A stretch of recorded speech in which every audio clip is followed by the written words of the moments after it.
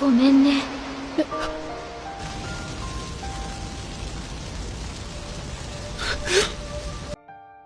Sebuah kapal biasanya hanya dianggap sebagai alat, sebuah kendaraan untuk menjelajahi lautan, bertarung, dan mencari harta karun. Jika kapal rusak, ia diganti. Jika kapal tenggelam, kru mencari yang baru. Namun dalam perjalanan kru topi jerami, ada satu kapal yang diperlakukan secara berbeda. Namanya Going Merry. Secara teknis, ia hanyalah kapal kecil dengan kepala domba di haluannya. Tidak besar, tidak kuat, dan jauh dari kata kapal bajak laut legendaris.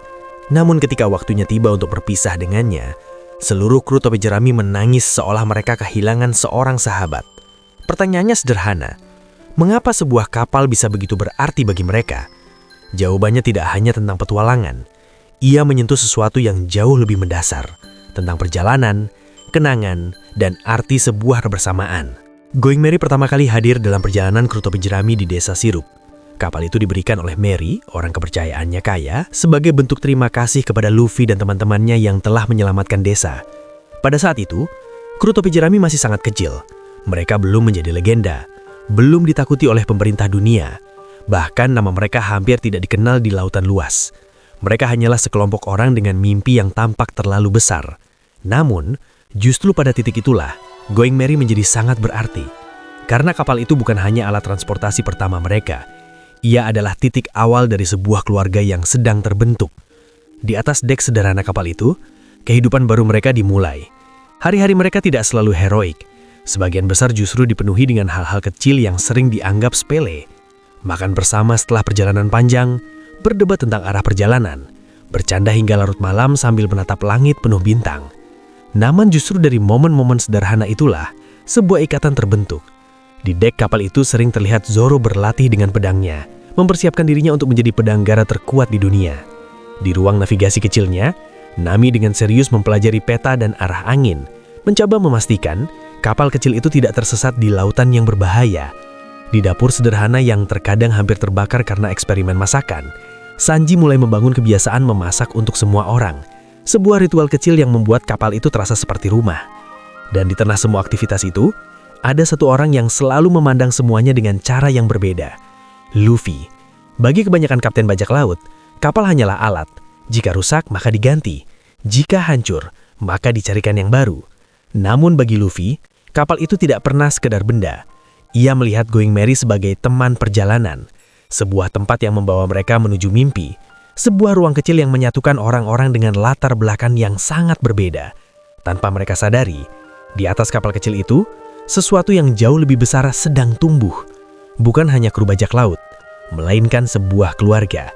Dan seperti banyak keluarga lainnya, ikatan itu tidak dibangun oleh peristiwa besar saja, tetapi oleh ribuan momen kecil yang terjadi setiap hari di atas sebuah kapal bernama Going Merry. Berbeda dengan kapal-kapal bajak laut besar yang biasa terlihat di Grand Line, Going Merry sebenarnya bukan kapal yang dirancang untuk perjalanan panjang yang penuh bahaya. Ia kecil, strukturnya sederhana, dan dibandingkan kapal milik bajak laut lainnya, Merry terlihat hampir rapuh. Haluan kapal itu bahkan hanya dihiasi kepala domba sederhana, sesuatu yang tampak lebih seperti kapal petualang kecil daripada kapal bajak laut yang akan menantang dunia. Namun, justru disitulah letak keistimewaannya. Going Merry bukan kapal yang dibuat untuk legenda. Ia menjadi legenda karena perjalanan yang ia lalui bersama kru topi jerami. Sejak awal pelayaran mereka, kapal ini sudah berkali-kali menghadapi situasi yang sebenarnya berada di luar kemampuannya. Ia menghadapi badai laut, serangan musuh, benturan keras dengan arus Grand Line yang tidak terduga. Setiap perjalanan meninggalkan luka pada tubuh kapal itu. Papan kayu retak, tiang layar goyah, beberapa bagian lambung mulai melemah. Secara logika, kapal seperti ini seharusnya sudah lama diganti. Namun yang terjadi justru sebaliknya. Setiap kali Merry rusak, kru topi jerami tidak pernah langsung menyerah padanya. Usopp selalu menjadi orang pertama yang mencoba memperbaikinya. Dengan alat seadanya, dengan pengetahuan yang terbatas, ia memaku kembali papan-papan kayu yang lepas, menambal celah yang bocor, dan memastikan Merry tetap bisa berlayar. Bagi Usopp, memperbaiki Merry bukan hanya pekerjaan. Ia melakukannya dengan perasaan, seolah-olah ia sedang merawat seorang sahabat yang terluka. Sementara itu, Luffy sebagai kapten juga selalu memperlakukan Merry dengan cara yang berbeda dari kapten bajak laut lain. Ia sering duduk santai di atas kepala domba di haluan kapal itu, berbicara padanya, bahkan kadang memperlakukannya seperti bagian dari kru. Bagi Luffy, kapal itu bukan benda mati. Ia adalah teman perjalanan yang membawa mereka menuju mimpi. Dan, seiring berjalannya waktu, Merry menyaksikan sesuatu yang jauh lebih besar dari sekedar pelayaran. Ia menyaksikan kru yang awalnya hanyalah sekumpulan orang asing, perlahan berubah menjadi keluarga. Di dek kapal itulah, mereka merayakan kemenangan kecil. Di kabin sempitnya mereka beristirahat setelah pertempuran berat. Dan di bawah langit malam Grand Line, mereka sering berbicara tentang mimpi masing-masing. Namun dalam dunia One Piece, ada satu konsep menarik yang jarang dijelaskan secara langsung, tetapi sangat bermakna. Konsep itu disebut Klabauterman. Klabauterman adalah roh penjaga kapal, sebuah makhluk mitologi laut yang dipercaya hanya muncul pada kapal yang benar-benar dicintai oleh krunya. Konon, roh ini akan muncul untuk merawat kapal, menjaganya tetap kuat, dan memastikan ia bisa terus berlayar. Banyak pelaut menganggapnya hanya legenda. Namun suatu malam, sesuatu yang aneh terjadi. Usopp melihat sosok kecil yang sedang memperbaiki bagian kapal di tengah malam. Sosok itu bekerja diam-diam, seolah-olah ia memastikan Merry tetap bisa bertahan. Usopp terdiam. Ia tidak yakin apakah yang ia lihat itu nyata atau hanya imajinasi. Namun satu hal yang pasti, pada saat itu, ia menyadari sesuatu. Going Merry mungkin memang terbuat dari kayu, namun kapal itu membawa sesuatu yang tidak terlihat. Kenangan, perjalanan, dan kasih sayang dari orang-orang yang berlayar di atasnya. Dan mungkin, justru karena itulah kapal kecil itu terus bertahan.